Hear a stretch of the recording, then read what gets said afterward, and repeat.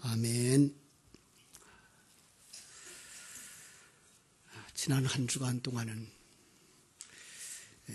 인사를 많이 받았습니다. 아침밥 드셨느냐고. 과연 나는 영의 양식을 먹었는가를 점검하면서 매일매일을 기쁨으로 누렸습니다. 오늘은 사도 요한이 반모섬에서 유배되어 있으면서 당시 소아시아 7교회를 향하여 써서 보낸 편지 속에 있는 내용들을 살펴보면서 첫 번째 교회로 에베소 교회에 써서 보낸 편지를 통해 우리에게 주시는 영의 양식을 공급받으려고 그럽니다. 에베소 교회는 제가 성경을 읽으면서도 에베소서라고 생각했던 것처럼 에베소서에 우리가 잘 나와 있어서 두 곳을 같이 살펴보면 매우 유익할 줄 알고요. 특별히 사도행전에서 우리는 그 에베소 교회가 어떻게 세워졌는지를 살펴보면 참 유익하게 될 줄로 압니다. 거기에는 지금 이 성경 요한계시록을 기록했던 사도 요한이 유배되어져 간 섬입니다. 보통 에베소에서 반모섬에서 에베소까지 약 100km 정도 떨어진 그 항구 도시인데 육지와 해로를 연결하는 아주 교통적인 요지라서 상업이 발달했고 사람들의 생활이 매우 풍부했습니다. 그런 곳에는 이제 미신이 또 성행했고 당시 그 로마의 지배를 받는 나라 가운데에서 손꼽히는 사치와 번영과 죄악과 쾌락의 도시였다고 역사는 증언합니다. 그런데 그곳에 바울이 이방인의 사도가 된 바울이 가서 이제 안디옥 교회 선교사로 가서 전도를 합니다.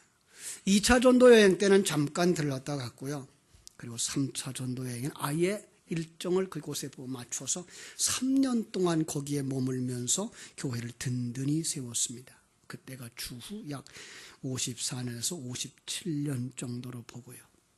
3년 동안 거기서 목회한 다음에 거기를 떠나면서 그 교회를 디모데에게 맡겨서 그 제자 디모데가 그 교회를 이끌어 나갔고요.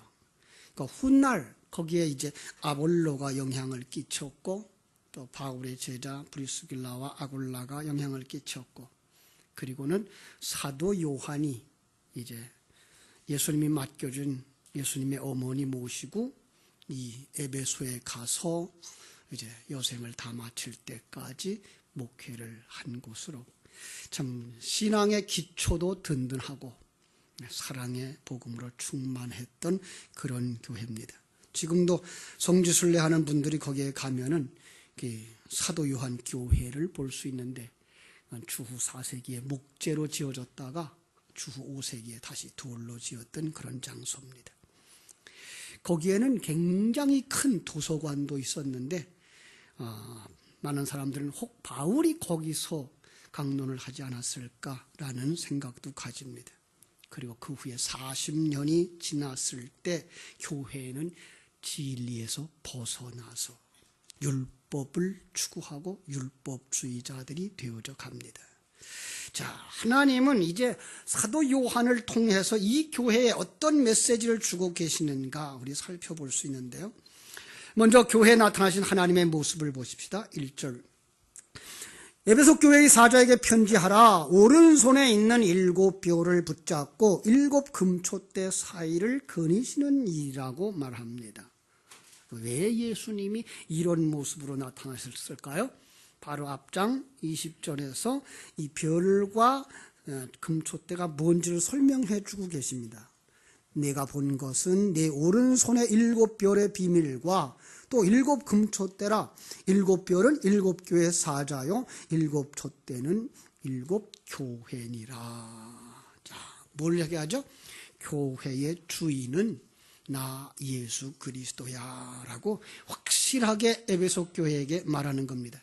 교회의 주인은 바울도 아니고 디모데도 아니고 아굴라도 아니고 사도 요한도 아니고 나야 라는 말입니다. 교회 그러면 많은 사람들이 종탑이 있는 붉은 벽돌의 건물 이렇게 생각하거든지, 교회 간판들이 붙어 있는 대로 보리교회 또 충현교회 이런 교회 간판이 있는 어떤 건물을 떠오르든지, 그러지 않으면 조금 좀 내부를 아는 사람들은 교회 안에 조직체, 당회, 공동의회, 재직회, 주일학교, 남전도회, 여전도회 이런 기관들이 있는 어떤 조직체라고 생각합니다. 그렇습니다. 모두 교회를 뜻하는 것임에 틀림이 없습니다. 그러나 성경이 말하는 교회는 건물이나 조직체가 아닌 그리스도의 몸, 구원을 위해 예수 그리스도에게 접붙임 받은 자들을 가리키는 겁니다. 여러분, 이 접붙임의 의미가 아주 깊습니다.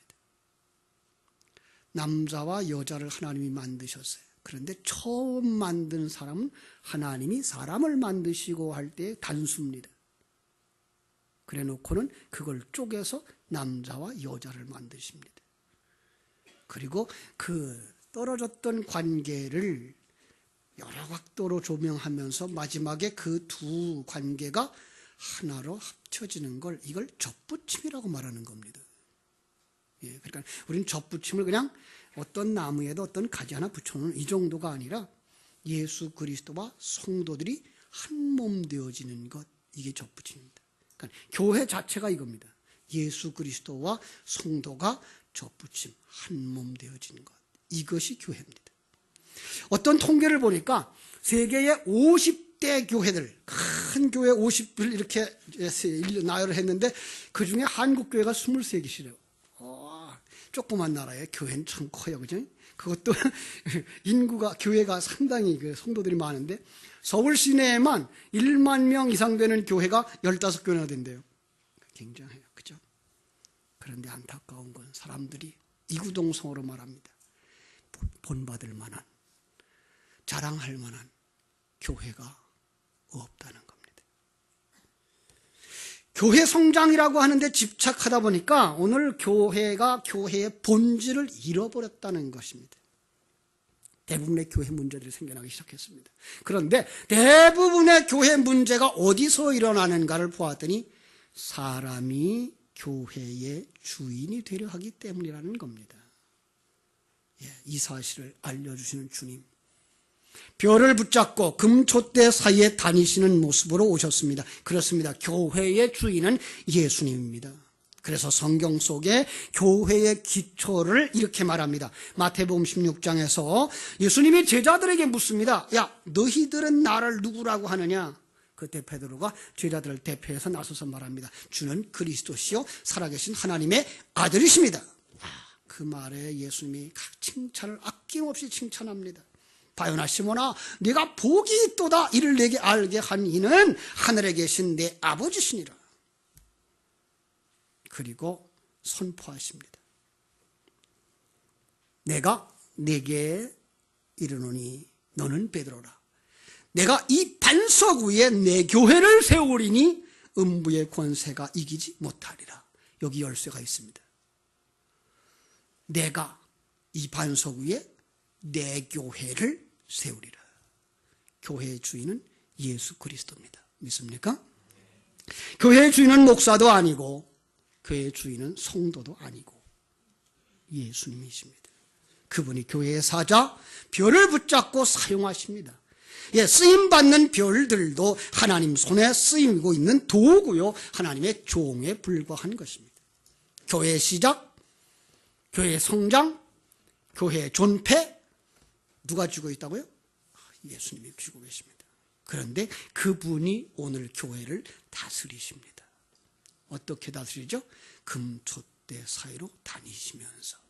조금 더 쉽게 말하면 교회의 구석구석에, 아니 교회를 구성하고 있는 성도들을 구석구석에 모두를 다스립니다. 예수님은 성도가 서 있는 그 자리, 성도가 서 있는 그 가정, 성도의 사업, 성도의 활동하는 그 모든 범위 속에서 하나님의 교회 성도들을 다스립니다. 왜 그럴까요? 그건 바로 예수님이 이 땅에 오신 목적을 보면은 예수님이 왜 다스리고 계신지를 알 수가 있습니다. 예수님이 왜 오셨습니까? 마태복음 1장 21절에서 말씀하신 것처럼 자기 백성을 자기 죄에서 구원하시려고. 믿습니까? 예수님은 이 세상에 오셔서 모든 일을 이루시는 그 목적과 그리고 우리를 이끌어 가시는 그 모든 목적을 어디에 맞추고 있는가 하면 자기 백성을 구원하여. 예수님이 이 땅에 그 일을 위하여 오셨고 우리와 연합되셨고 우리를 다스리고 계신데 하나님의 형상으로 완성시켜 우리를 예수 그리스도의 신부로 세우고 하나님 안에서 하나님이 우리 안에서 거하는 영적 성전으로 완성시키려고 일하고 계십니다. 믿습니까? 이 부분을 절대로 잊지 마십시오. 이건 우리 신앙생활의 목적지고 목표입니다. 여러분, 우리가 신앙생활을 하고자 하는 그 목적지가 여기입니다. 완성되어져서 예수와 하나 되어지고 접붙임되어지고 하나 되어져서 하나님의 품에 안겨서 하나님과 접붙임되어지는 이 사건, 이것이 바로 우리 신앙의 절대적인 목적지입니다. 그래서 기도를 가르쳐주면서 뭐라 그랬어요? 너희는 먼저 그의 나라와 그의 의를 구하라 말씀하시는 겁니다. 그분이 에베소 교회를 향하여서 첫 번째로 주신 말씀입니다. 내가 다 안다. 그분이 전지전능하신 하나님입니다. 그러므로 그 앞에 숨길 것이 하나도 없습니다. 아니, 숨길 수 있는 것이라고는 하나도 없습니다. 하나님이 우리 교회의 형편을 다 아시는 줄로 믿습니다. 성도 한 사람 한 사람 그 형편과 처지를 다 아시는 줄로 믿습니다. 그리고 어떻게 평가하십니까? 우리 2절 3절 봅니다. 내가 네 행위와 수고와 네 인내를 알고 또 악한 자들을 용납하지 아니한 것과 자칭 사도라 하되 아닌 자들을 시험하여 그의 거짓된 것을 내가 드러낸 것과 또 내가 참고 내 이름을 위하여 견디고 게으르지 아니한 것을 아노라. 여러분, 한 사람 한 사람의 행위, 수고, 인내를 아신다고 말씀하십니다. 사람들은 알아주지 못하나 우리 주님이 여러분의 수고, 헌신, 봉사 다 아신다고 인정해 주십니다. 이번에 소치 올림픽에서 우리들을 가슴 뭉클하게 했던 사건이 있죠. 참 안타깝게도 주최국이라고 하는 것 때문에 김연아 선수가 그렇게 잘하고도 금메달을 따지 못했는데 입술로는 압니다. 자기가 그럴 것도, 그리고 자기는 그거에 관여하지 않고 연연하지 아니하고 내 할 것 다 발휘했으니까 족합니다 라고 말했지만 뒤에 가서 신문기자들이, 해설위원들이 손가락을 지켜 세우시면서 아니야, 네가 최고야 라고 하는 그 말에 그 두 눈에서 닭똥 같은 눈물이 흘렀습니다. 여러분, 이 세상에서는 사람들이 알아주지 못한다고 할지라도 진정한 위로 우리의 주인, 우리 아버지, 우리 남편 되신 예수 그리스도가 내가 한다. 그 위로에 힘을 얻게 되기를 주님의 이름으로 축원합니다. 어떤 수고를 압니까? 여러분이 살아가는 삶 동안의 영적인 싸움입니다. 하나님의 생명이 우리 속에 들어오는 그날부터 완성되어지는 날까지 진리가 우리 속에 들어오고 나면 그 진리는 옛사람 우리의 어떤 것들과 계속 싸움을 합니다. 그런데 그게 쉽지를 않습니다. 그게 녹록하지를 않습니다. 그래서 넘어지고 또 일어나고 그리고 진리의 말씀으로 방향을 잡고 그럼에도 또 넘어지고 하는 그 수많은 수고를 주께서 아신다고 말씀하십니다. 성도들이 그 세 사람으로 완성되어가는 그 길목에 영적인 갈등이 얼마나 큰지 말씀에 의하여 쪼개지는 아픔, 그럼에도 불구하고 성령에 이끌려서 하나하나 내려놓는 그 수고 하나님이 아신다고 말씀합니다. 여러분이 살아가는 그 환경 속에서의 모든 사건들은 바로 하나님이 여러분을 만드는 그런 일들이라는 사실을 깨달아 알게 되기를 주님의 이름으로 축원합니다. 또 말씀하십니다. 악한 자들을 용납하지 아니한 것, 자칭 사도라 하나 아닌 것을 시험하여 그의 거짓된 것을 드러낸 것, 그럼에도 불구하고 내 이름을 위하여 견디고 게으르지 않고 문제를 해결한 것도 아신다고 말씀합니다. 이렇게 큰 하나님의 위로와 인정하심이 사람들은 몰라주나 오늘 하나님이 인정하신데 그 위로에 큰 위로를 받는 여러분 되시기를 주님의 이름으로 축원합니다. 그런데 책망도 있습니다. 4절에 보니까 그러나 너를 책망할 것이 있나니 너의 처음 사랑을 버렸느니라. 처음 사랑. 여기서 말하는 처음 사랑은 무엇입니까? 우리가 생각하는 첫사랑 아닙니다. 세속적인 관점에서 주를 향한 어떤 열심도 아닙니다. 많은 사람은 세월이 지나는 동안 그만 흐지부지 잃어버렸다라고 생각하는데 원어를 살펴보면 버렸다는 말은 수동태가 아니고 능동태입니다. 뭔가를 발견한 다음에 그걸 고의적으로 버린 것을 의미하는 것입니다. 그 사랑이 무엇일까요? 처음 사랑. 우리는 복음서로 돌아가서 그 사랑이 무엇인지 간단하게 정의를 할 수가 있습니다. 마태복음 22장 37절로 40절을 기억하십니까? 마태복음 22장 37절로 40절은 이렇게 말합니다. 예수께서 이르시되 네 마음을 다하고 목숨을 다하고 뜻을 다하여 주 너의 하나님을 사랑하라 하였으니 이것이 크고 첫째 되는 계명이요 둘째는 이와 같으니 네 이웃을 네 자신과 같이 사랑하라 하셨으니 이 두 계명이 온 율법과 선지자의 강령이니라. 여기 사랑이 나옵니다.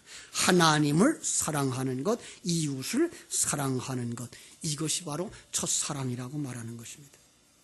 예, 그들은 바울 사도를 통해서 받은 하나님에 관한 메시지, 그것을 통해 하나님 나라와 그의 뜻을 알고 그 뜻을 따라서 자기를 부인하고 자기 십자가 지는 삶을 살아갈 때 성경은 그걸 말하여 하나님을 사랑한다라고 정의해 주기로 했습니다. 왜냐? 우리는 하나님을 사랑할 수가 없습니다. 여러분, 보이는 남편 사랑하기도 쉽지 않은데 보이지 않는 하나님을 어떻게 사랑합니까? 네, 우리는 보이지 않는 하나님은 사랑할 수가 없습니다. 그래서 그 하나님이 보여주신 계시에 의하여 그 하나님을 알고 그 하나님의 뜻을 따라서 살아가는 삶을 살아갈 때 하나님은 그걸 향하여 하나님을 사랑한다라고 말했고, 그리고 이웃을 보니까 이웃이 그 사랑에 들어오지 못했어. 그 진리에 들어오지 못했어. 그래서 내가 가지고 있는 그 진리의 사랑을 가지고 그에게 전달했더니 그가 그 진리를 받아들이고 예수 앞에 돌아와 생명을 얻어 그걸 갖다가 이웃을 사랑했다라고 말하는 첫사랑입니다. 바로 에베소 교회는 진리를 전파하는 바울 사도를 통해서 그의 제자 디모데를 통해서 진정한 진리의 눈이 열릴 때 하나님의 은혜를 깨닫고 예수 그리스도의 십자가 복음에 감격해서 자신들이 얼마나 무능한 존재인가를 깨달아 알고 하나님의 그 큰 사랑으로 그 은혜로 구원받았음에 감격하고 찬송하고 기뻐하고 복음 증거하는 데 힘썼습니다. 그것이 첫사랑이었습니다. 그런데 그걸 버렸습니다. 왜 버렸을까요? 거기에 거짓 선지자, 자칭 사도라 하나 아닌 자들이 들어왔습니다. 일찍이 바울은 에베소를 떠나면서 3년간 그들을 가르치고 그 교회를 떠나면서 그들에게 경고했던 일이 있습니다. 사도행전 20장 29절로 31절에 보면 내가 떠난 후에 흉악한 이리가 너희에게 들어와서 그 양떼를 아끼지 아니하며 또한 너희 중에서도 제자들을 끌어 자기를 쫓게 하려고 어그러진 말을 하는 사람들이 일어날 줄을 내가 안다. 여기 어그러진 말 이겁니다. 여러분, 정말로 거기에 반대되는 의미는 뭡니까? 참말, 그것은 진리입니다. 그렇다면 다시 거꾸로 보면 진리에 어긋나는 말, 비진리, 그것은 바로 율법과 행위주의자들입니다. 그렇습니다. 참으로 어그러진 말을 듣는 사람들은, 율법의 말을 듣는 사람들은, 행위에 대한 가치를 부여하는 사람들은 은혜를 버리게 되어져 있습니다. 왜요? 은혜의 복음은, 진리의 복음은 사람의 자존심을 세워주지 않습니다. 자기를 부인하게 만들고, 내가 일을 다 해놓은 것 같은데 성경은 뭐라고 말합니까? 아니, 네 안에 성령이 하신 거야. 그래서 그건 성령의 열매지 내 열매 아니야 라고 말합니다. 나는 없습니다. 예, 그 없어져서, 내가 텅 비어져서, 자기가 부인되어져서 내 안에 하나님으로 충만되어질 때에만 하나님과 접목이 되어지는 거, 하나님 품에 안겨지는 것인데, 그것을 세상적인 눈으로 보면 어리석은 자처럼 보여서 세상 것들은 바로 우리의 가치를 세워라, 자존심을 높여라, 그리고 너는 저 사람보다 나아라고 하는 어떤 율법적이고 상급을 가지고 들어와서 우리를 유혹할 때, 그 진리를 맛본 사람들은, 그 비진리를 맛본 사람들은 진리를 버리고 처음 사랑을 버리게 되는 것입니다. 여러분, 이 말씀을 들을 때 우리 스스로를 한번 점검하는 시간 되었으면 좋겠습니다. 여러분은 하나님을 아십니까? 전능하신 하나님, 창조주 하나님, 그리고 우주와 만물을 섭리하시는 하나님, 목적을 가지고 이끌어가시는 그 하나님이 그 속에 나까지 포함하여서 우리를 목적을 가지고 이끌어가고 계시다는 그 사실, 그 구원의 완성, 하나님의 백성다운 하나님의 백성을 만들려고 이 땅에 오셔서 십자가에 죽으시고 부활하사 그 은혜로 말미암아 우리에게 구원을 시작하시고 그 은혜로 말미암아 우리의 구원을 완성시켜가는 것인데, 그 속에 구원을 이루기 위해서는 우리의 행위가 아무것도 소용이 하지 않다고 하는 사실입니다. 우리의 그 사역 속에서, 그 상황 속에서 나오는 열매는 성령의 열매라고 고백할 수 있어야 합니다. 그런데 그런 사람은 자기의 수고, 봉사, 헌신을 하고도 자기가 잘났음을 내세우지 않습니다. 그런데 세상의 비진리는 자기를 내세워 보라고 요구합니다. 여러분, 우리가 진리를 깨달아 알지만 아직도 우리 속에도 옛사람이 남아있어서 그걸 알아주지 않으면 섭섭하다고 말합니다. 그걸 알아주기를 소원하고 있습니다. 내 감정이 내 안에 일어납니다. 그럴 때마다 오늘 말씀을 기억하게 되기를 주님의 이름으로 축원합니다. 아니지, 그리스도가 내 안에 사는 것이지, 나는 죽었지, 내가 주인이 아니지, 내가 잠시나마 주인 되어져서 섭섭함을 가지고 있었던 걸 회개하고 주님 앞으로 돌아가게 되기를 주님의 이름으로 축원합니다. 그러지 않으면 촛대를 옮기신답니다. 성령의 역사를 옮기겠다는 겁니다. 교회 사명을 감당할 수 없게 만들겠다는 겁니다. 그 상황이 되어지기 전에 문제 해결을 해야 합니다. 그것이 무엇입니까? 회개입니다. 처음 사랑을 회복하는 것입니다. 세상 얘기 아닙니다. 어떤 사람들은 잃어버린 처음 사랑을 회복할 수 없다고 말합니다. 중국에도 이런 속담이 있습니다.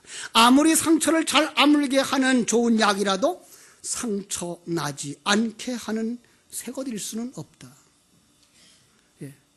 아무리 상처를 잘 아물게 해도 상처 안 난 것보다 더 낫지 않다는 얘기입니다. 우리도 그런 속담이 있죠. 깨진 바가지는 아무리 잘 꼬매도 새 바가지일 수가 없다. 그렇죠?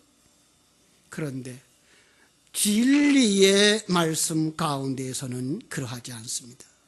영의 세계 속에서는 율법과 행위주의에 빠졌다가 진리의 복음으로 돌아오게 되면 처음 사랑, 그 처음 깨달음보다 더 확실하고 더 진실하고 더 건강해요. 부러졌던 뼈가 붙었던 것처럼 다시는 부러지지 않는 놀라운 역사가 일어나게 되는 줄로 믿습니다.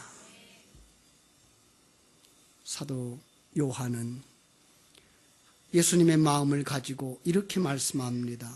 오직 내게 이것이 있으니 내가 니골라 당의 행위를 미워하는도다. 나도 이것을 미워하노라. 많은 사람들은 이것이 초대교회 7집사 중에 하나와 이름이 같아서 그가 실수를 했다라고 말합니다. 글쎄요, 동명이인으로 보는 것이 더 나을 것 같습니다.